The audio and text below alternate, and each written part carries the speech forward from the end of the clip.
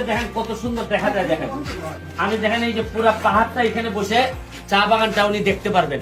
এইখানে দেখেন ওনারা দেখেন আসে, হ্যাঁ এখানে বসে এই যে এখানেও কিছু আর্ট আছে, দেখি সরেন, হ্যাঁ এইখানে আর্ট আছে দেখেন। এই আর্টের মধ্য দিয়া চা বাগানের মানুষের জীবন বৈচিত্র্য এটা তুলে ধরার চেষ্টা করছি আমরা। এখানে আমাদের একজন চেয়ারম্যান সাহেব আছেন, চেয়ারম্যান সাহেব আছেন, উনি আমাদের একজন ইউনিয়নের চেয়ারম্যান। এখানে আছেন চেয়ারম্যান সাহেব, এদিকে পিছনটা দেখা যায়। আপনার সংক্ষেপে আপনার অনুভূতিটা কি? এই যে ছোট ছোট কাজগুলো আমরা করতেছি,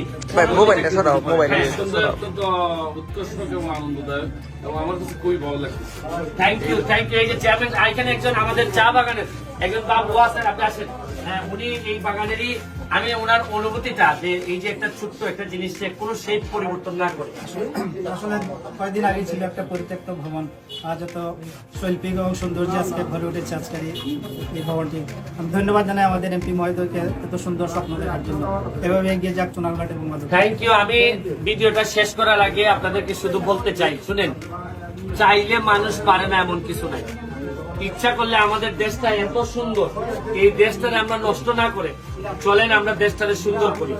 আর আমি barrister Suman, member of parliament হিসাবে আমি আমার মাধবপুর চুনারঘাটে আপনাদেরকে দাওয়াত দিচ্ছি সারা বাংলাদেশে। আপনারা আসেন, দেখে যান যে একটা এমপি চাইলে দিনে দিনে কিভাবে একটা এলাকারে এমন জায়গায় নিয়ে যেতে পারে যেটা আগে কখনো মানুষ চিন্তাও করে নাই। আমি বলছিলাম যে আমি এলাকার উন্নয়নের ইতিহাস বদলাই দিব এবং আমি আমার জন্মের পরে যে চুনারঘাট পাইছি, মৃত্যুর আগে আমি হচ্ছে একটা ভালো চুনারঘাট আমি রেখে যেতে চাই এবং আমি রেখে যাব। আর আমার ভাগনা হিরাম, তারে আমি ভাবছিলাম যে এত সুন্দর কাজটা করতে পারবে আমার কোনো ধারণাই ছিল না। ভাগনা সে ইঞ্জিনিয়ারিং এ পড়াশোনা করে এত অল্প টাকা দিয়ে এত কাজটা করে দিছে। তোমার কোনো অনুভূতি আছে শেষে বলার জন্য? না, ভালো মানুষ ভালো কাজের জন্য আগে আসুক।